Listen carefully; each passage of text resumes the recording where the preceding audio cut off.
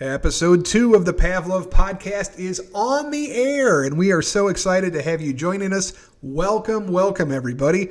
This is your friend KoolAidMan here to talk about all the latest in the Pavlov community, and I gotta tell you, I'm really excited for the content we've got ahead.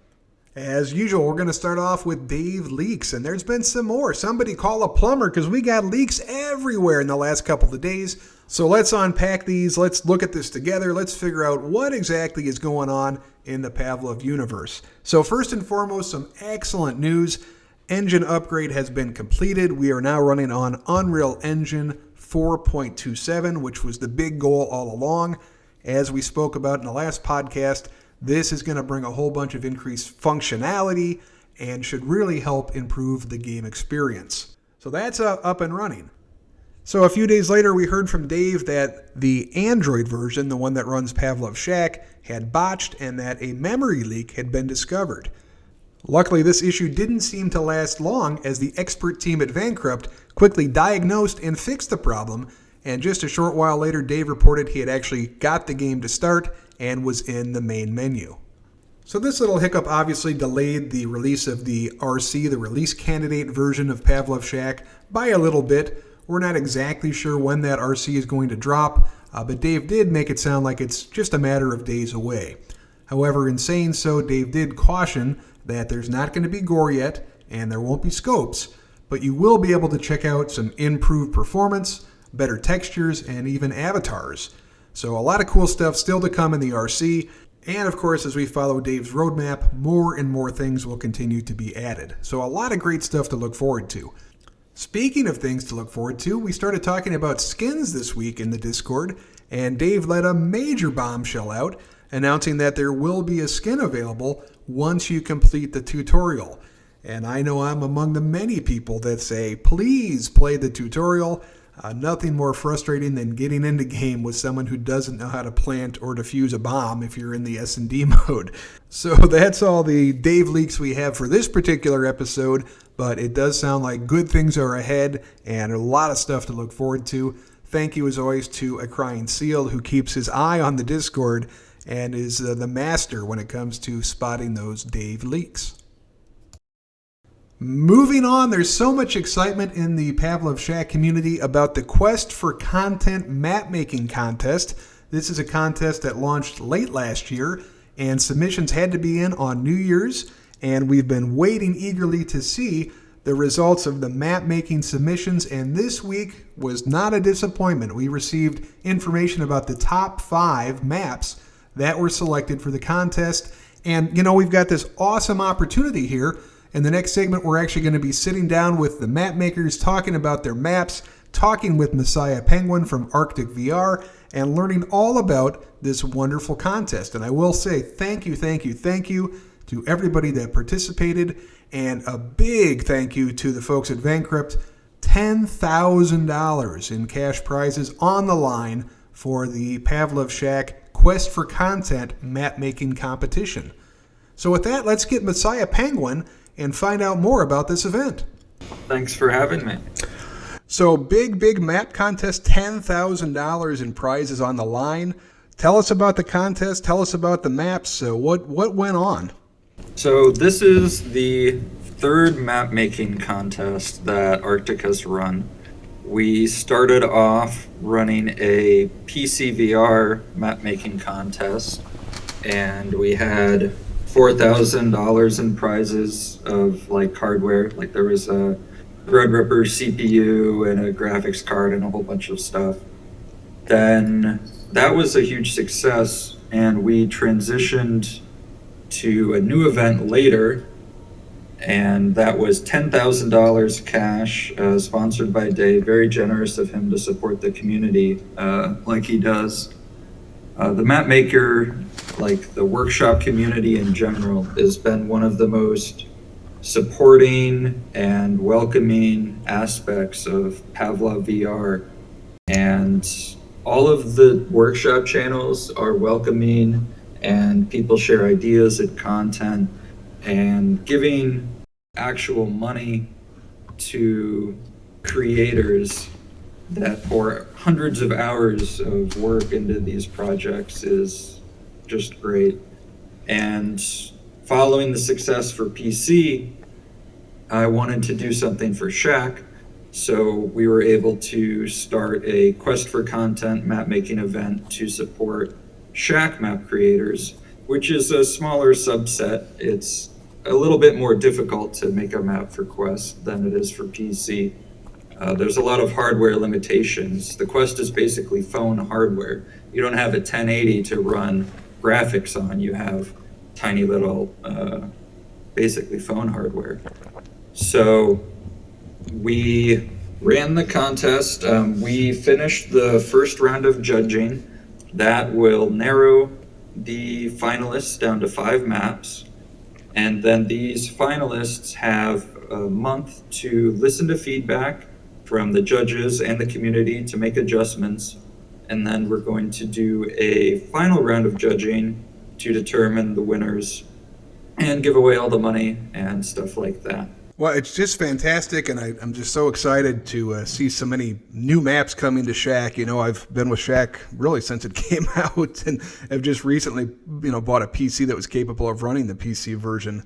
But wow, when you look at the concurrent player counts, I know Dave's been tweeting 15,000 on Shack. I mean, the need is there, and the need for more maps definitely there. So kudos for you guys for running this contest. It's certainly got a lot of people interested in map making, myself included, and it's really difficult. I mean, once you get the hang of it and got a few under your belt, it becomes obviously easier, like anything in life. But as you mentioned, there's a lot of limitations using certain materials, the 100 megabyte limit, looking at different culling and all this stuff that you would never even think about. So kudos to inspiring a whole host. You guys had, gosh, I don't even know the final number. It was over 10 submissions to the contest, right? Yeah, I think there were a few submissions that we had to disqualify for being unplayable. It was very obvious that people just spent 15 minutes making something that didn't even have S&D bomb sites, so I had to disqualify a couple maps for that. But I think 11 maps that were playable that we went through and judged, and we determined the top 5. Those are, let me pull up the list: Hydro, Deep Frost, Tigris, Harbor, and then a name that I'm not even going to attempt to pronounce, Jungfraujoch. That is a real-life location. That's, I think, a mountain in Switzerland.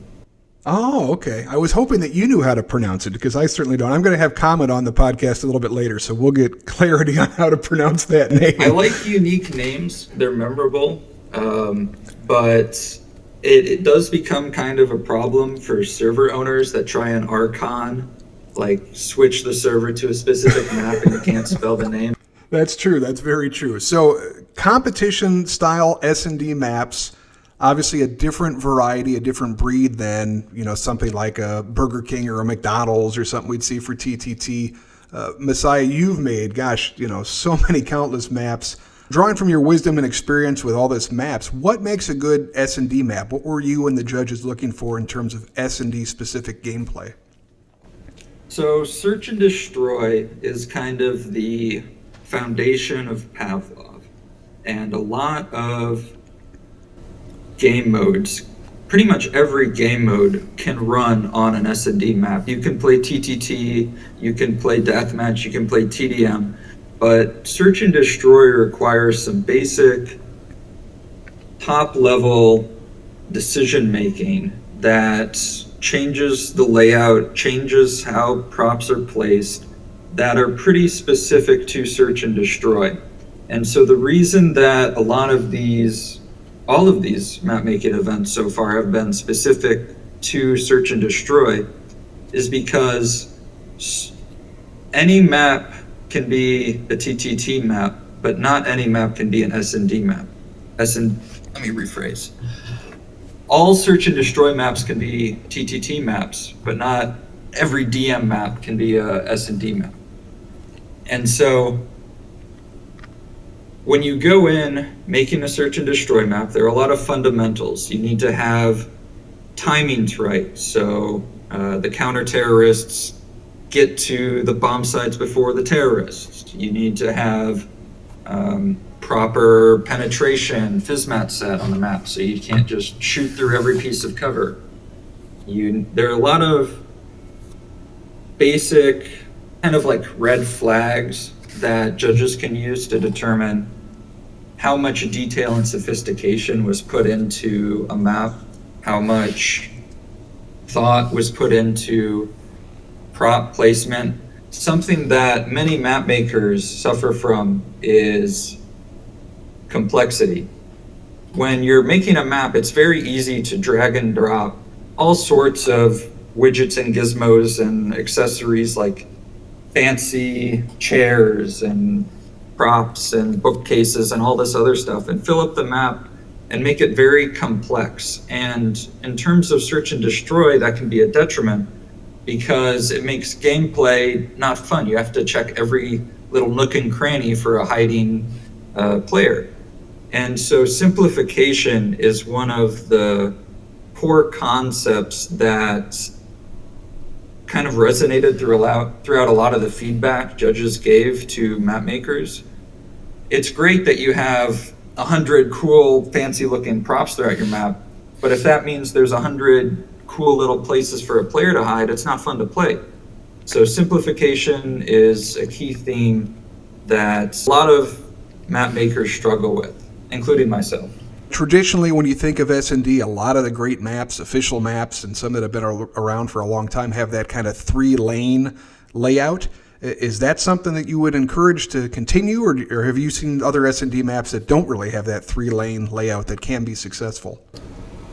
The 3-lane layout is pretty much the industry standard. There are, of course, maps that deviate from this, and you can see CSGO examples and Pavlov examples that do this. There's an excellent article from the world of level design that kind of gives like the basic overview on how to design a map for gameplay and layouts that would work. They're talking about CSGO in particular, but a lot of that translates to VR and Pavlov. One major factor that differentiates Pavlov map making from CSGO map making is verticality. Verticality is something that you can get away with on a pancake game, but for VR in particular, it's awkward for tracking reasons and real-life movement reasons for a player to have to shoot above them or shoot below them. And that's why a lot of the successful VR maps are either all on one floor or maybe 2 floors. You won't see a lot of high-rise combat in VR that plays well because, frankly, it's not fun. If you try and aim up at something like 80 degrees and shoot your gun and move, the tracking and movement is difficult and not what somebody would expect. And that's something that not a lot of people seem to realize when they make the initial map decisions for Pavlov. If you have somebody experienced from CSGO map making, for example, move to Pavlov map making, they might make that mistake early on. And then you have a lot of revisions that you need to make it play well in VR. Well, it's an excellent point, and I think if I could add on, one of the other disadvantages is really just the ladder. The ladder never seems to work for me. I don't know about you, but it's always kind of finicky, and I think about the maps that do have some of that verticality, data center, overpass, those kind of, famous S&D maps, if you will. A lot of them don't really use ladders. They use ramps, they use stairs, they use other means to kind of get up and down quickly, but some of the maps that are so reliant on ladders, I just haven't had a great experience on. Yeah, there's basically 3 options to move a player in Pavlov up a level. You could do a ramp or stairs that are basically ramps, a Pavlov ladder, which is basically a volume that you walk into and then magically float like upward, or you could take the extreme route and use Yoshi's mod that physically you like hand over hand climb up a ladder. And I haven't seen anybody implement that into a competitively viable S&D map yet, but my preference would definitely be the ramp method for moving players around. It's the most consistent, it's the most simple, and it leaves less room for Pavlov's glitchiness to detract from gameplay. So I want to shift for a minute, if I could, and just kind of put your Arctic hat on. I mean, you guys have been successfully running servers and helping the community for many years now. What do you kind of see up and coming? Well, Arctic's background is predominantly PCVR, running competitive events and all sorts of things with that. But I've kind of changed my viewpoint, and I am now firmly in the mobile VR camp, that Quest and things that'll come along like Quest are absolutely the future of VR and the entertainment industry as a whole. Going from PC VR, I was used to fancy graphics and all of the benefits that come from running a gaming PC with VR. But the advantages of mobile being easily accessible, like the Quest 2 sold like hotcakes over the holidays, and it's becoming more and more mainstream. Wireless gameplay, not having to worry about cables, inside-out tracking where you don't have to drill base stations into your wall. Things like that will get the average consumer much more easily into the VR space. And things like fancy graphics and improved hardware, that'll come with time as technology improves and you're able to fit more and more into a small, compact, battery-powered headset. And I've definitely taken that mindset and applied it to Arctic, transitioning from a PC VR map-making event into this Shack event we're hosting. Arctic sells many more Quest servers than PC VR servers, and that's shown on Pavlov as a whole. Like you mentioned earlier, the player count is an order of magnitude greater on Quest. You can find an S&D lobby no problem on Quest, whereas PC VR, you're limited to either the massive servers that people may or may not like, where it's like 12v12, or getting on with like 3 or 4 friends to seed a lobby so it shows up higher in the server browser in the hopes that you'll be able to fill out 10 players. On Quest, that's totally not an issue. You can sit in a server by yourself and likelihood that'll be full in 15 minutes.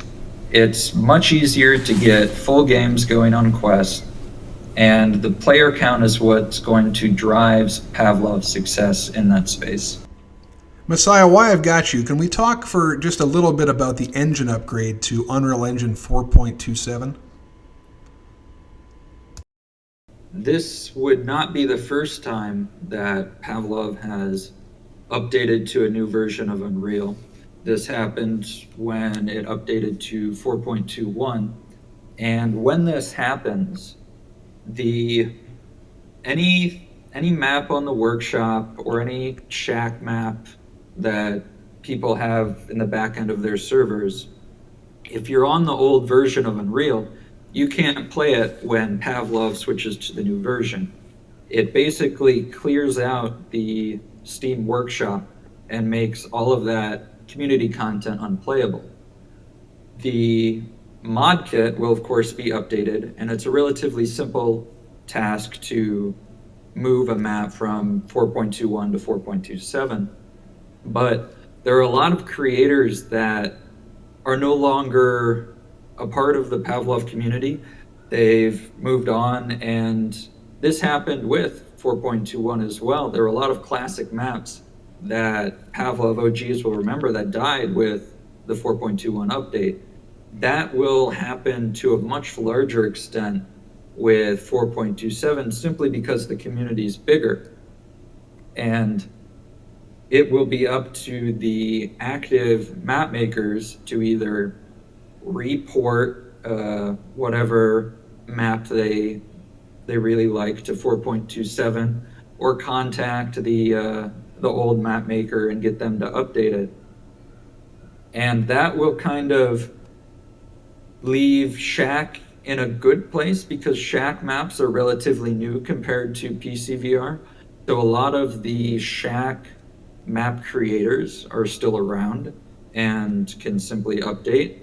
And with this 4.27 improvement, it will open up a lot of optimization and performance capabilities that at a base engine level are now possible. And hopefully that will allow higher fidelity maps on Quest, so you can have more realistic textures, better assets, larger maps, without as much of a performance hit. And for PC, the same will apply. Currently, there's a artificial player limit on PCVR that you can't have a community server greater than 24. Hopefully, after this engine update rolls around, that'll be increased on PCVR. Depending on how much performance increase we can see with 4.27 on Shack, that might even be a possibility on Shack, and you could see 8v8 lobbies on like Push. When Push is becoming more and more popular, Push is more fun with the larger player count.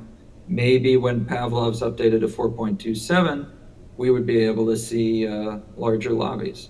That's something that the Pavlov developers are going to have to spend a lot of time and energy looking into, and that engine update process is not a simple process at all. Well, certainly exciting times as we look for that engine upgrade. I wasn't here for the last one, but we appreciate your insights on the last one. I think it's going to open up a whole host of new capabilities, and like you said, hopefully give people on Shack a performance boost as well. I just wanted to pause and give you a moment. How can folks stay on top of what you're doing? How can folks learn more about Arctic? If you are interested in getting a server, how can they find you? How can they get a hold of you? What's that process look like? Joinarctic.com is a Discord invite link to the Arctic VR Discord. If you Google search Arctic VR Pavlov servers, you can find the website if you want a Pavlov server, both Quest or PCVR.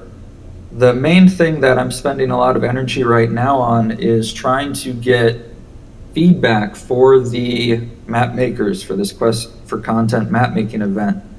So if people out there want to play the maps, give them a try. The most valuable thing they can do is let the map makers know what they think about it, what areas of the map they enjoyed, what areas of the map they didn't enjoy, suggest improvements, things like that.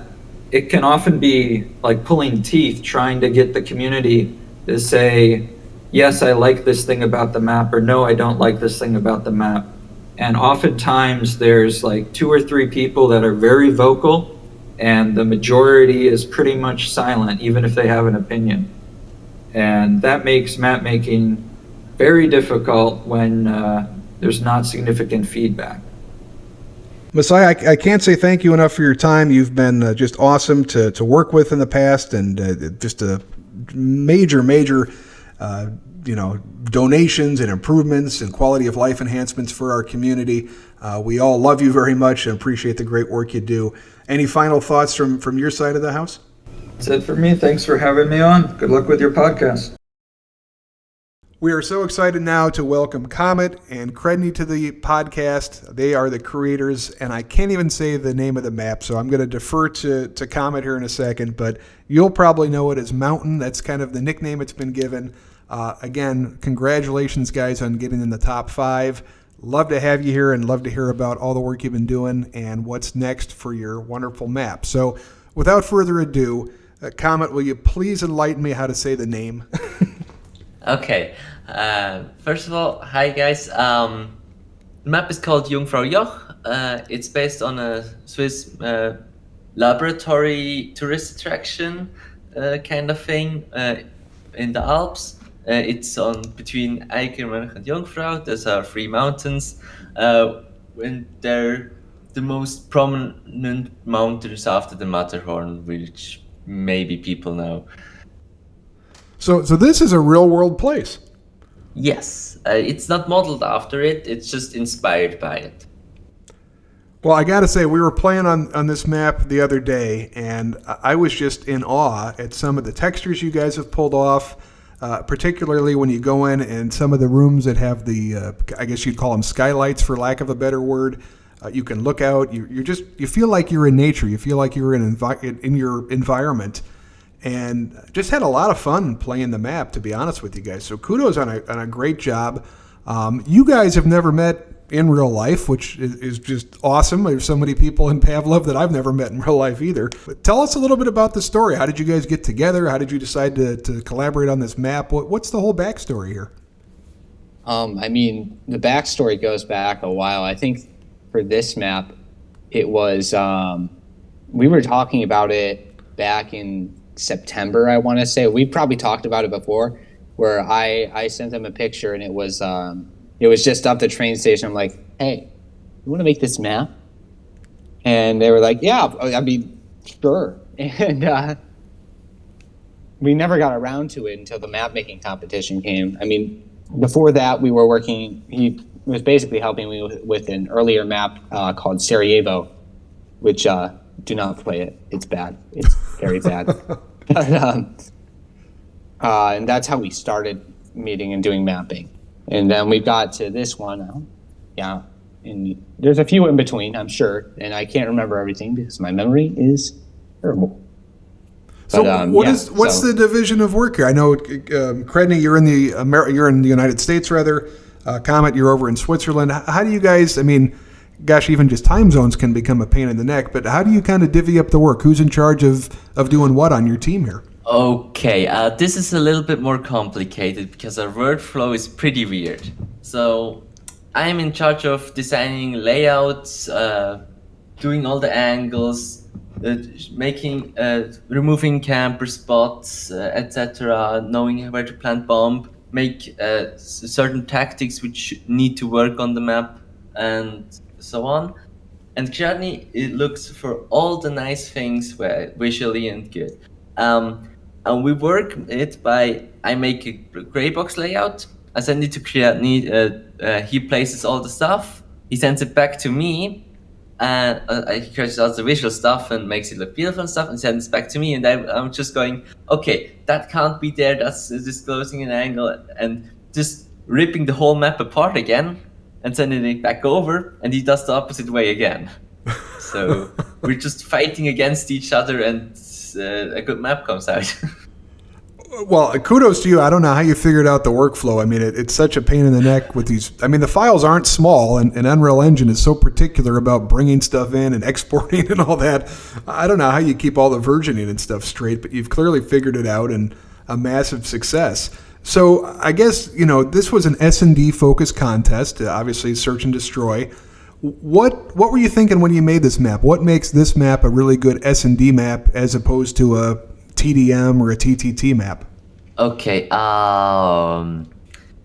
so if you want to do layouts, layouts are game mode specific. Like in TTT, you want to have multiple big sites where you have connecting areas, you have hidden areas, and you want to have clear moving stuff, and you want to have a line of sight so you know when people are passing and stuff.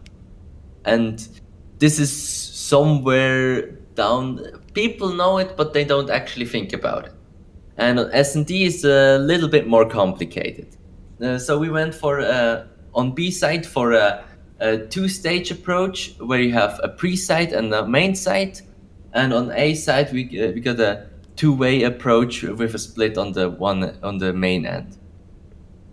The mid is more of a break speed mid than actually a proper mid, so you're not supposed to go actually through it, but slow down the CTs, or the CTs use it to push and flank. And that were the basic ideas on how to make the layout. Then from that point on, I went ahead and made sites. Like, I always have a pair of ideas for sites on the side, and I use those ideas to conjoin with the things I just said to make a map. After that, you adjust angles, so it's every peak is deliberate, and you do not peek your shoulder, and you can see like one tiny bit of the enemy and not the other part, and then you just tweak that stuff around like 3-4 times until it feels good. And after that, it comes down to testing. You made it sound so simple. I know it's not that simple. I mean, I'm not sure if you understand what I said, but hey. No, perfectly. So how many iterations do you kind of go back and forth until you say, hey, I think we got something. Let's put our headsets on and let's jump in a game and test this thing out? This was a lot of iterations. I think we went through 10 larger iterations at minimum, which, I mean, it's a lot of work because I wanted a very specific design on B-side with the weird center area there that we have with the pillar. And so we had to find a way to work around that. And obviously, it's a lot of back and forth. So we're iterating constantly between the visual side, because I'm all about the aesthetic level design. There's a very certain look that needs to be accomplished, I feel, when it comes to things architecturally like that, while Comet is all about hating on visuals for no reason. And so we tend to fight over that a lot, mainly angles and peaking, because sometimes you just get something slightly wrong, and Comet's like, no, that's not cool. You can't do that. I'm like, why? And there's no reason, clearly, because the aesthetics are better. But whatever. Yeah, and I'm just making a half an hour essay why the angle needs to be different, and you're just like, but it looks better this way. So. Well, I will say I was engaged in this crazy firefight. We were trying to get the bomb planted, over by A, and there's that upper level there that kind of overlooks the bomb site. Oh, I had no idea. I totally forgot about it, and boom, I got headshotted, and that was the end of that. But it was pretty cool because at one point in the map, you're inside, and then I found that little corridor that you've got outside, so I was outside the map, then I came back in. It was just a lot of fun to play. It was never stale. It was always dynamic. There was always something very interesting to look at. Like I said before, over by B, the work that you've done, I don't know how you did kind of that translucent glass, that greenhouse glass, that skylight that you did, but it is masterful. I mean, it is a beautiful place to play, and it really is great work, guys. I'm just blown away by some of the details. So I know you fight over it, but I tell you, from a player perspective, it was amazing. It was something I'd never seen before, and it was really beautiful to play in. Yeah, I mean, the fighting is just competition, and it's just like capitalism. It just makes competition makes stuff great. So we just fight for every angle, and every angle will be great in the end. So what kind of feedback did you get from the community? What kind of changes did you have to make? I know this has been a popular map. A lot of folks have been playing it. What were some of the tweaks and changes you've made up until this point? Basically, we stuck with our layout because we iterated a lot beforehand. But we've noticed we actually, neither of us have Quest ourselves, so we have to rely on other community testers. So there's a lot of optimization issues that we were really working on. We must have cut down on just about every texture and downscaled and tried to make everything work within reason. And that was definitely the hardest part, I believe. One of the things that I thought set this map really apart was some of the flooring textures that you guys use. Can you talk a little bit about kind of how you get the textures, or if you make them, or whatever? But there's really some areas in this map where the flooring just looks phenomenal, and what a great job you guys did on that.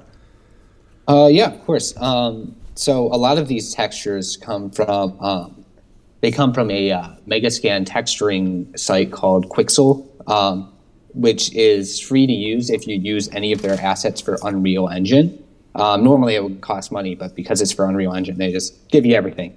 So some of the assets like the concrete walls, I'm pretty sure the also the interior walls and the carpet in the upper area on A, all of those were from Quixel. And those wooden floors you see, can't remember where I got that from. It was just a random 2D texture site that had some wood that I liked, and I'm like, I'm going to use that. And I put it in because it has a certain look that I couldn't find on Quixel, so I just added it. And some things I have to edit with Photoshop, like the walls of the concrete, I actually edited those in Photoshop to be slightly brighter because it was just too gritty. Something didn't feel clean about it, which I thought was important, is to have it look sort of clean, which is sort of the overall aesthetic of the map. What can folks do to help out now? What are you, in terms of feedback, is there particular areas of the map that you're kind of thinking about that you need more feedback on, or what can the community do to help you? Because you've got another month or so to get feedback and changes. So how can we help you get this to the next level here? So at the moment, B pre-site needs testing. Other than that, I do not know. By the way, B pre-site is one of the transparent glass. It's just the square room in front of B. And on that one we aren't sure yet, but the rest, the layout is set, and we're just trying to optimize the living hell out of it and making it more visually good, because that's where we lost most of the points. And a second thing is play it a lot. The more people play it, the better the judges know it's balanced. And if the judges know it's balanced because they've actually played it 10v10, then we do not get guessed in, and we can have a good judging. And really, what we could really use some help with is, because we can't test it ourselves, figuring out where the game actually struggles. So, because we know there's some optimization issues, but we're not entirely sure where. Some areas struggle more than others just based on what's called draw calls, basically how much geometric information the camera is taking in at once. And so definitely finding those areas would be important because it helps us properly get everything optimized in those areas so there's no more issues there. Well, we've certainly got it up on the Pavlov Score S&D servers. We've got a suggestion channel open, so if folks are playing this and want to submit feedback, we'll make sure to get it to you guys so you can improve the map and make it even better. What is your favorite part of the map? And I guess we'll start Comet. What's your favorite part of the map? My favorite part is the glass wall in B pre-site. That's something we came up just by sheer luck. We were just looking at the wall and wanting to do something different. And I was just like, wait, we can make this transparent and you can't shoot through it, but you can see the enemies, but only if you look straight through it. And that turned out into a mechanic which is pretty interesting. I got to agree with you. I think that's really cool. I'm really jealous that PC Pavlov has figured out how to put mirrors in the game, and I would love to figure out how to put a mirror in Shack. But aside from mirrors, I think what you guys have done here is, gosh, it's almost the next best thing. It's just visually very stunning when you go into that room. Yeah, that was a lot of work getting those a lot of these models optimized. It was rough because at a certain point, I'd never made a Shack map before, so it was really a lot of different testing and iteration and things like that. And visually, we've tried to do our best to make this map look as good as possible. What did you do with the snow? I mean, I know a lot of folks will pull from Blender or Sketchfab and get kind of the snow fabric and mesh, I guess it's called, and lay that over there. Where did you guys do the snow? Is that something you created in Unreal as well? So the snow that you see in the foreground is all made in Unreal under the landscape texture. Oh, wow. It's yeah, well, sorry, not a landscape texture. There's a landscape feature that you can use to sort of do that, which is easy, although you should always try and turn it into a static mesh if it's small enough, because it optimizes a lot. In the background was a bit more complicated. It was we actually got the actual geometric data for the Jungfraujoch Valley, and we imported it into into Unreal using it was a basic FBX basically, and we just moved it around until we got the exact right spot. Unfortunately, in this one, it's not the exact right spot because it wasn't optimized. But if you ever end up playing on PC, we have it in the correct spot, and you will look out and you can see where Jungfraujoch actually is. Oh my goodness. Well, that's pretty wild. Well, I hope you guys, if you win in the money, which I think you have a pretty good chance. Of course, I don't know. Everybody's maps are pretty darn impressive. But if you win in the money, hopefully you can spend some of that money. And I think you guys should go visit this together. What do you think? Sounds good to me. Yeah, sounds good. I'd like to check it out. Well, I can't thank you guys enough for joining us. This has really been entertaining and informing. Is there anything you'd like to kind of say in parting words, or any other thoughts, comments, personal stories you'd like to share? Just one thing. If anybody needs help on layouting and optimizing map angles and layout and rotates and stuff, just write me. My DMs are always open. Yeah, that's a similar thing for me. Obviously, I'm not the layout expert here, but I can always help with the aesthetics a lot more. I know how to make something look good. If you need help with coming up with ideas, or if you need help making a layout sort of fit within a theme, that's a lot of what I sort of do, and I can always help with that. So yeah, just feel free to message us. Well, I really appreciate that, guys. One of the best things that I found with the Pavlov community is just the willingness to collaborate and help each other out. And it's so much fun to be a part of a great community where we kind of support each other and learn from each other. So kudos, congratulations, great job on getting this far. Thank you for creating a very fun map, a very unique map, one that's exciting to play. And it doesn't, it doesn't have a lot of those corners. So thank you very much, Comet, for smoothing those out. You always don't want people camping on you when you're trying to plant that bomb, right? So, Yeah. But all seriousness, thank you guys so much. We look forward to seeing what's the future of Mountain, as we'll continue to call it. But we'll check back in with you. And thanks again for taking time out of your schedules to be with us. Wait. Now I need you to pronounce it. Jungfraujoch. Say it. Well, you keep saying Jungfraujoch, and there's a little shop here in the United States called Froyo, frozen yogurt. So I'm always thinking you're saying Jungfraujoch when you're saying it. Jungfraujoch. Jungfraujoch. Did I get it? Am I close? You're almost there. Jungfraujoch. Like an egg yolk. Jungfraujoch. Oh, it's a yolk? Jungfraujoch? There you go. It's a little bit longer than Kreadny pronounces it, but yes.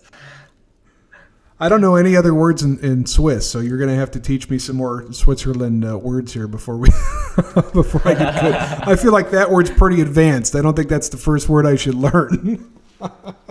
I mean, actually, it's 3 words stuck together, because you can do that in German. Say it one more time. Young. Frau. So Jung means young. Frau means woman. And Joch means, I don't know the word in English actually, the gap between 2 mountains. Like It's called a saddle. It's a young woman's saddle? Is that what it is? Yes. Pretty much, yep. Because the observatory is located in the saddle. I mean, you can put up a picture in your YouTube video. So, Kreadny, we would probably call that a valley. Am I right? No, it is actually a saddle. So the valley is basically a much deeper version of it. A saddle is sort of up on the mountain range, if that makes sense. So okay. It's a little confusing, admittedly. I plead ignorance. I grew up in Illinois, and it was very flat, so we didn't have any mountains. Yeah. If I could make one suggestion, I would suggest adding a flag to it so we know what country it's in. No, we were planning on it, actually. We just couldn't optimize enough to get it to work. I mean, you don't have to have it waving in the wind, although that would be pretty cool. The other thing we've been joking around about is, I don't know, well, you guys you don't have it, but on the Quest, we just recently got a pipe that you can smoke when you're the detective in the TTT version of the game mode. So you can walk around with this pipe in your mouth, and as you walk around, there's smoke that comes out of the pipe. And we were thinking on these snow maps, forget the pipe, just as you're walking around, could you have breath coming out of your mouth to capture how cold it is? You could see your breath, and then as you move inside to the building, it goes away or something. I mean, that would be, who knows what's going to happen with this engine upgrade. Maybe we'll get to do cool stuff like that, but I don't know. I think that'd be kind of cool. Yeah. Well, Kreadny and Comet, thank you so much for coming on. It's been great to hear about your process. Best of luck in the competition. Yeah. Thank you for having us. Moving now from the mountains of Switzerland all the way over to Germany, Quacklin has joined us. Quacklin, thank you so much for being here. We're going to talk about your map, Deep Frost. Tell us where you get your inspiration to make the map. I never heard about Arctic VR before. And just because of the name and their logo, I thought, maybe some snowy ice map. And then I looked up all the other S&D maps that are popular, and I realized, man, most S&D maps are in a desert environment. So let's make the complete opposite. Let's make an original map in the snowy ice. And since a research laboratory is the only thing I could make sense what could be in such an environment, I decided to make this kind of complex where you have the living quarters, the whole station, the lab, the security room, the storage room, power room, etc. My aim was to make a lot of different rooms with a unique character to each segment of the map, because my problem with most S&D maps was they look everywhere pretty similar, and in most maps I'm totally lost and I have no idea where I am at the moment. Well, that's a really good point, because with the way that you've set up your map, I mean, it's very obvious. If you say, I'm in the lunchroom or the cafeteria, your teammates know exactly where that is and where to go, versus, as you're mentioning, some of the other maps, there's just not a lot of descriptive call-outs, so you kind of have to invent terms. So from just kind of a geography, knowing where you're at, awareness standpoint, the map is perfect, because I always know where my teammates are just by the simple description of what's around them. Exactly. Most maps, they have this specific terms like this is mid, or this is B short, or A long, etc. But if you haven't played the map much, you can't memorize all these terms. So I thought, okay, I try to make it visually so that you recognize the spots. Well, and I got to say, one of my favorite places on the map, and I don't know how many times I ran by it, but you've made that little corridor. It's like a server room with a bunch of computers and servers and whatnot. Yeah. And it kind of connects the research portion, if you were, that kind of portion, to one of the connectors, the walkways. And what a cool little spot that is. Was that, I mean, obviously that was intentional. What were you thinking when you designed that server room space? Actually, it should have been a maintenance corridor, but then I thought about, okay, I have to make some sort of floor mesh, and then I have to show some pipes underneath and some pipes on top to make it more detailed. And then I realized, I don't have enough space on the ceiling, so the players would get their head stuck in the mesh. So I decided, okay, I just put some server rack textures on the wall and call it a day. Well, that's a great story. I would have never known. I mean, it looks so natural there, and it's such a great little cut through a little passageway. Now, I know there's been a couple iterations of the map. When I first played it did have the working doors, and I know feedback from the community, you've removed those doors that kind of opened and shut. What other kind of tweaks or changes have you made based on some of the feedback you've gotten so far?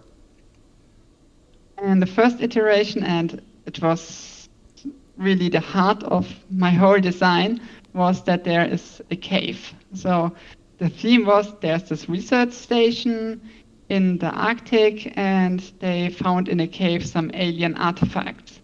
And then I created the whole cave system, a big cave hall with the alien artifact, and this should be the B point for the bomb. But the players don't like the cave at all.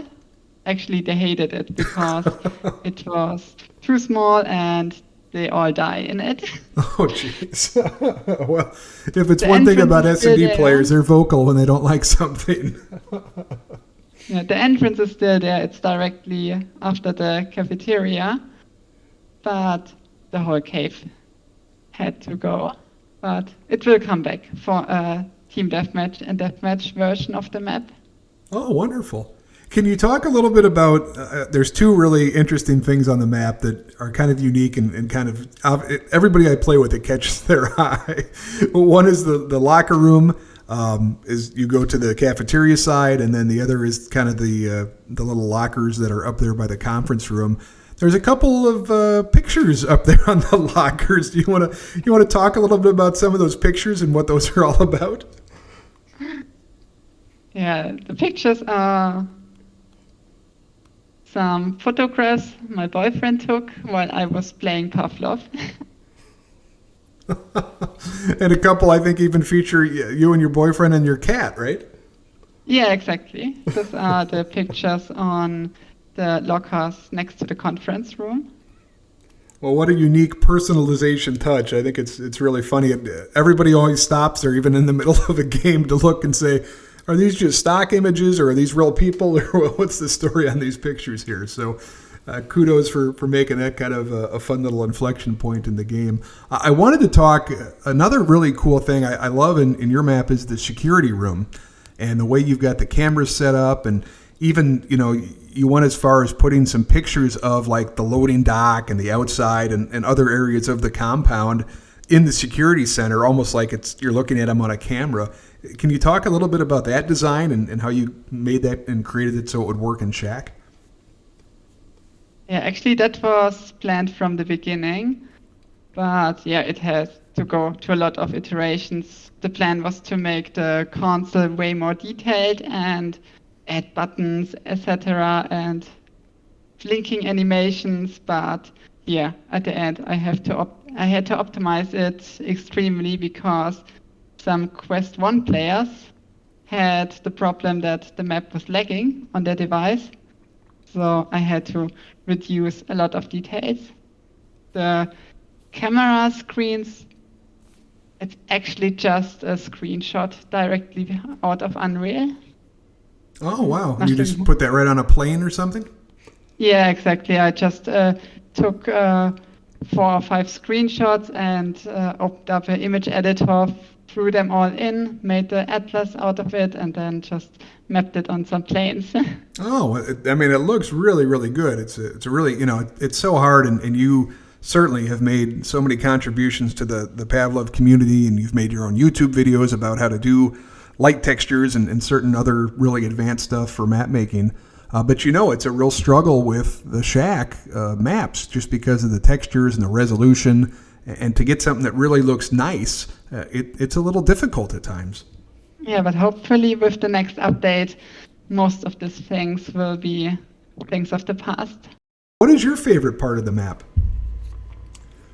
My part is definitely the lab, especially because of the useless machine in the edge.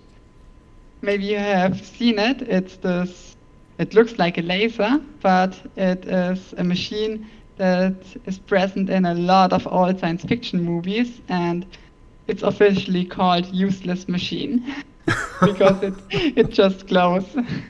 One of the great things about this Arctic contest is that it really did inspire a lot of people to either try to make a map or at least got them thinking about maps and talking about maps. What would you say is a good tip if you're going to try your first map or you want to kind of get into the map making process? Do you have any advice to give to people that would be trying this out, as new map makers? Definitely start with a small map and maybe even start with a port.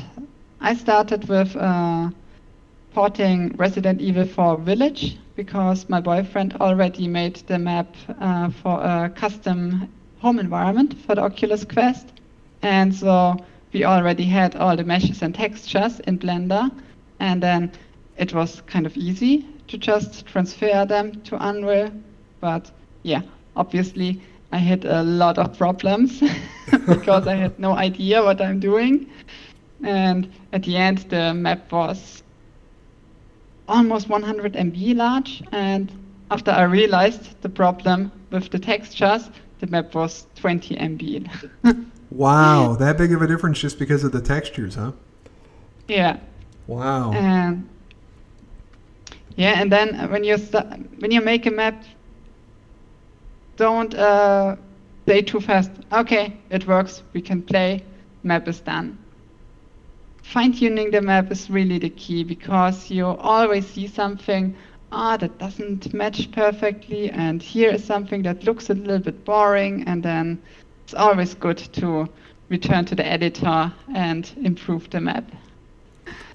So speaking about Pavlov, what is your favorite map to play in Pavlov, and what's your favorite game mode? Game mode, mostly deathmatch, but also mostly I get kicked from maps because they accuse me of cheating, and then I play team deathmatch. And what weapon do you like to use? I play exclusively with the AK, or I only use knives.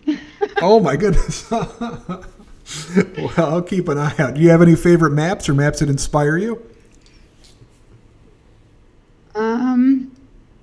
Yeah, I really like very small maps, like Pool Day was on PC, my all-time favorite, and that was also the reason I made a recreation of it for Shack. Ah, wonderful. You know, I came across a file the other day called, I think it was like Deagle or something. Was that a map that you had made? Oh yeah, that's also one of the classic maps. I actually don't know. I never have played it. It was from Counter-Strike times, but there was one user I met in game, and he told me, hey, there's this old community favorite map called Deagle 5. It would be really cool if you could recreate it. And yeah, then I just did a little bit of research, and it was actually a pretty simple but cool layout. And since it was called Deagle 5, and I just thought, okay, I can't call it directly Deagle 5, I call it Deagle 51, and then I have the hangar, and yeah, and at this time we watched Indiana Jones, and there was the hangar 51 with all the crates, and then that was my inspiration to make an Indiana Jones themed remake of this old map. Well, I have to get that one back up in rotation. I haven't seen it played very much, but like I said, I was cleaning out some files the other day, and I saw that map, and I said, gosh, I haven't seen this one for a long time. So Look out for Indiana Jones' head. There's a little Easter egg. Oh, all right. That's a great reveal. I haven't found that in that map. What do you recommend to put that? Would you prefer a death match on that map, or what do you think is the best use of that map? I think team deathmatch is the best because it is split in two sides. And yeah, I think team deathmatch is most fun on this map. Yeah, but for me, Pavlov is just, yeah, in the evening after work, I want to jump in for an hour and shoot off some heads. Are you playing mostly PC Pavlov or Shack or a combination of both, or where can folks usually find you hanging out at night? I played PC about 1.5 years ago when I started playing Pavlov, but somehow with every update it got very laggy on my PC, and since then I only play Shack, and yeah, it's not that graphical pleasing, but it makes fun. It's quick, it's fast. You can just jump in, play a few matches, and then you're done. Well, thank you very much for coming on. We really appreciate it. Best of luck in the contest. Congratulations on making it to the top 5. The map is a lot of fun to play. It's very immersive, very graphically pleasing. I loved the snow sound effects that you used, and the different sound effects as you walk on the floors and the ladder or the staircases. It's just a fantastic job. So thank you so much for spending a little bit of time with us. I really, really appreciate it. Yeah, thank you for having me. All right, let's leave Germany and head over to the United Kingdom, where we have Cakey standing by. Cakey is the map maker for the map Hydro. Cakey, welcome to the podcast. Thanks for reaching out. It's good to be able to talk about this. Well, a major kudos to you and, of course, all the other winners. Very exciting to see your map selected in the top 5. And I'm wondering if you could tell us, we've got some video here of Hydro. Can you kind of tell us about what inspired you to make this map and the layout and kind of the whole environment that we see here? It's actually pretty funny. The inspiration for the map, I didn't really have much of a part in it. We have this dynamic with my map making partner, Biscuit, where I do most of the design and he does all the art because he's the artist, and I'm more of the design and programming side of things. But he really wanted to do like brutal, abstract, minimalistic kind of thing. Like, I'm not really sure what a good example is. Just like pure concrete buildings, you know. And we recently went on a trip to Norway, and we were taking a ton of photogrammetry when we were there.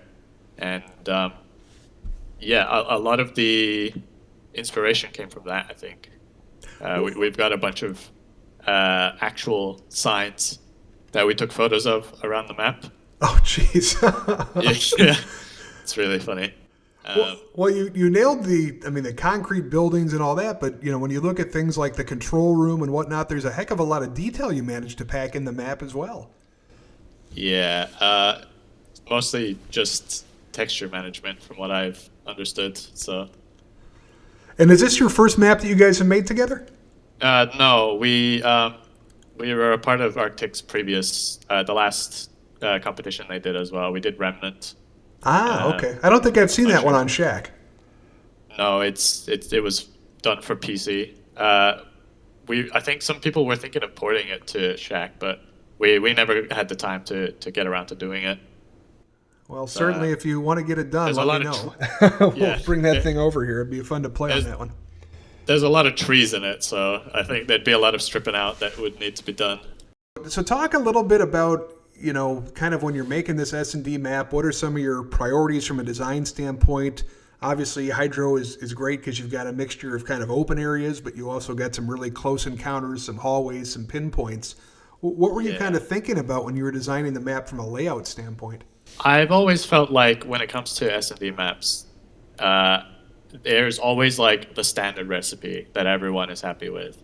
And it's fairly simple to just churn out like a very bog standard layout. But I've always been a fan of close quarters, mostly anyways, so smaller maps, and a lot of asymmetry.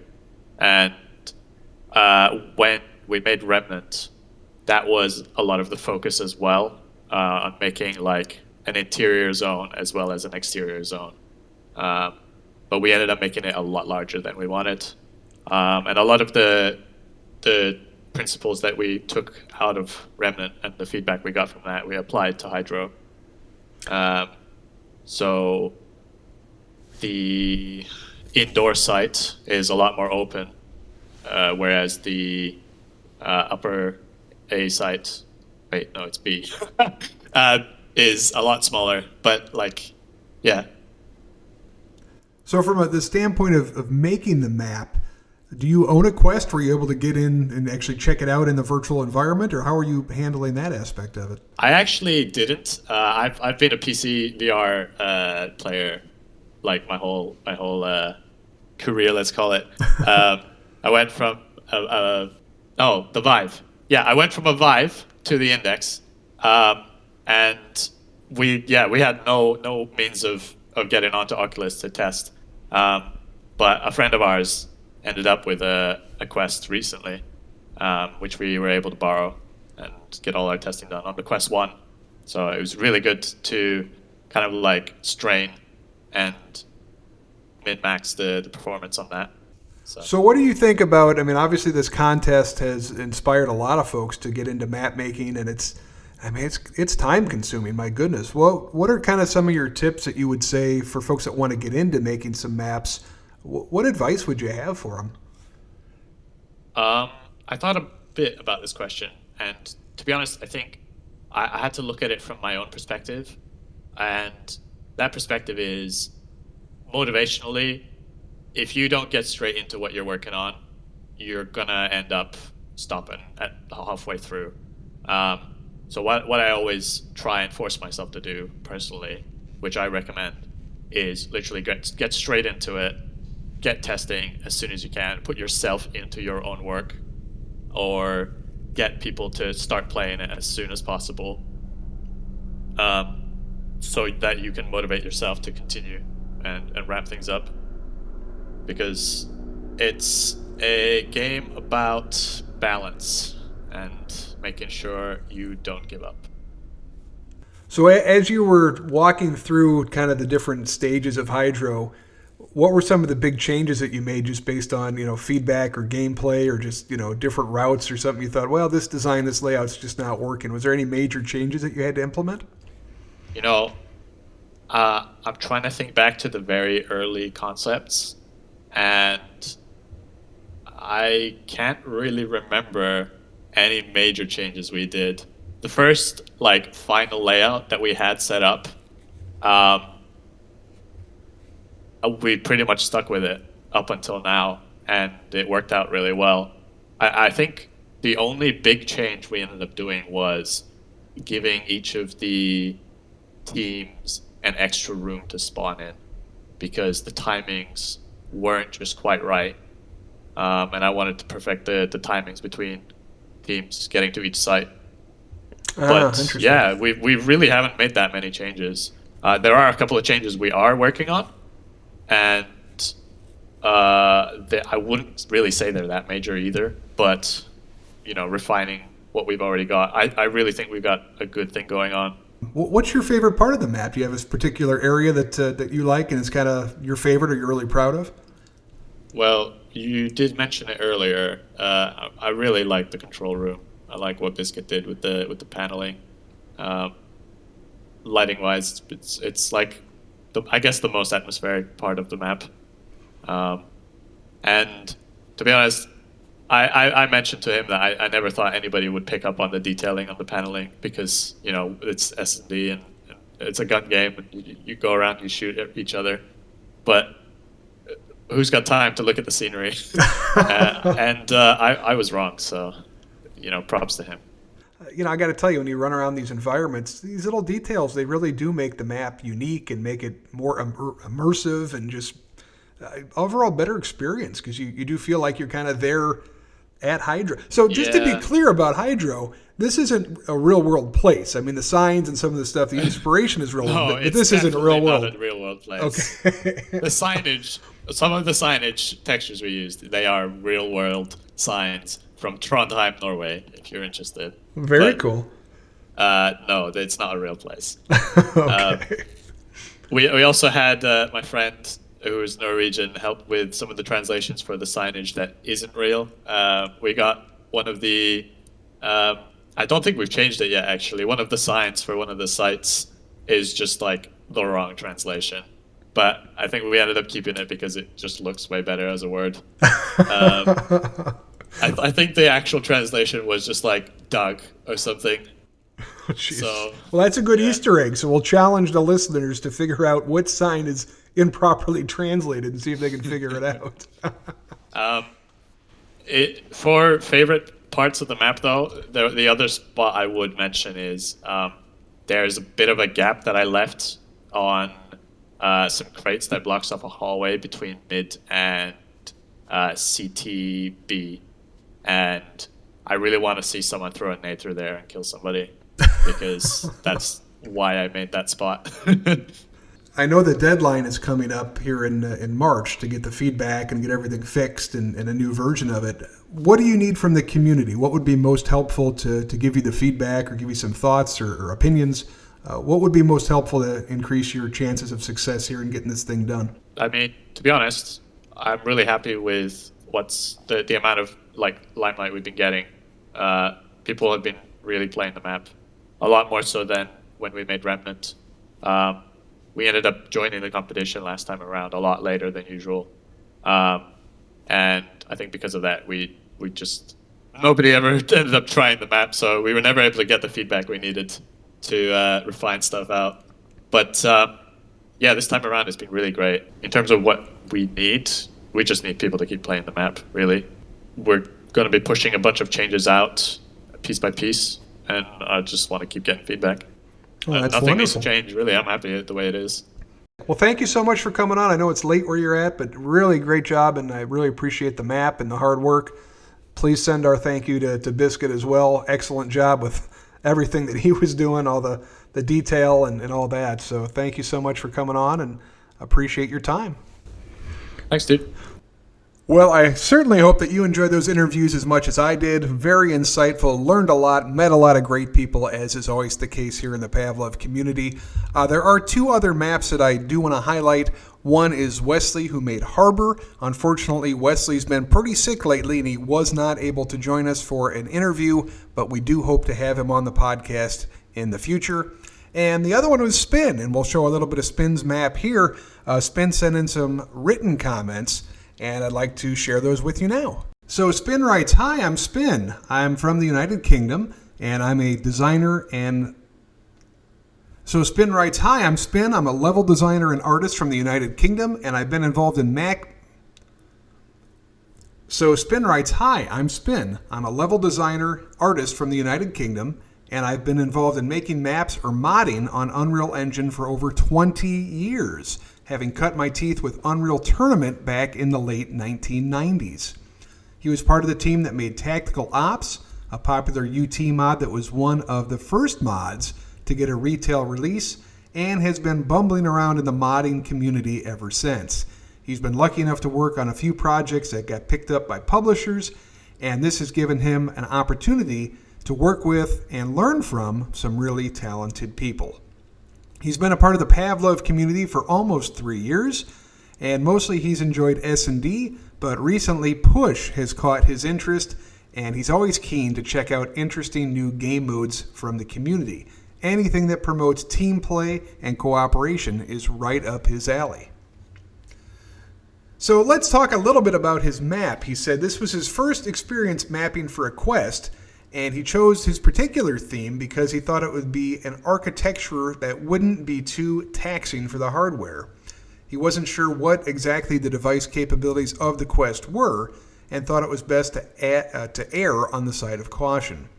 For inspiration, he spent a lot of time looking at reference images from Afghan, Syria, and Iraqi villages, as well as news and movie footage. One of his favorite parts, and I have to agree it's one of my favorite parts too, is the broken wall leading to B. It ended up looking better than he'd hoped, and he also learned some new modeling methods while making it. Selfishly, I like to think of that one as the Kool-Aid wall. So Spin, please forgive me, but that's what I see when I see that wall. I also asked Spin what made him get into the contest, and he said that he saw Messiah Penguin's post on Reddit, and for personal reasons he hadn't been making maps for a while, and the post from Messiah Penguin inspired him to get off his backside and get back into it. He'd not messed with making map stuff for Quest before, but he had been thinking about it for some time, so it was a good motivating factor for him as well. The hardest part for making maps is to stay motivated and seeing it through to the finish line. He says it's easy to have a whirlwind period of activity and motivation early on, but most mappers have probably got a collection of never finished maps that just ran out of steam. I also asked Spin what advice would he have for others that want to get into map making, and his advice was to start small, simple, and don't be afraid to throw stuff away and start over. It's a constant learning process, and sometimes the things you cast off were worth the time spent for the lessons learned. In talking about the future, he says that he has made a few different maps. The first map he made for Pavlov was Anvil, which was a remake he'd made for 3 different games. And he's currently working on a large push map, which is the largest map that he's ever made, and it's presented some new challenges, which have been interesting. Thank you so much, Spen. We really appreciate you writing in. Congratulations on making it to the top 5, and best of luck as the contest continues.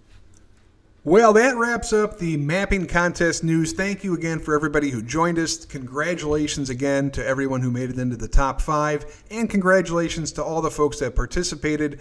I know I sure learned a lot, and I hope that you did as well. That brings us to our sneak peek. What's coming up on future episodes of the Pavlov podcast? Boy, oh boy, we got some awesome things lined up for you. It's a bird. It's a plane. No, it's a Super Pavlov. Yes, that's right. An exciting new game mode coming soon where you can actually fly like Superman in Pavlov. Have you seen the latest port from PC to Shack? It is Castle Wars, and it has been taking the Shack community by storm. We've got 2 servers up and running on Castle Wars, and it has been loaded. Lots of folks checking out Castle Wars. We'll be getting into this in much more detail in an upcoming podcast. Last but certainly not least, we have some very exciting news. In the next episode of the Pavlov podcast, we're going to be joined by none other than Junt, our community manager from Bankrupt. You know him, you love him. He's going to be here to answer all of your questions. We'll be talking about all things Bankrupt and all things Pavlov.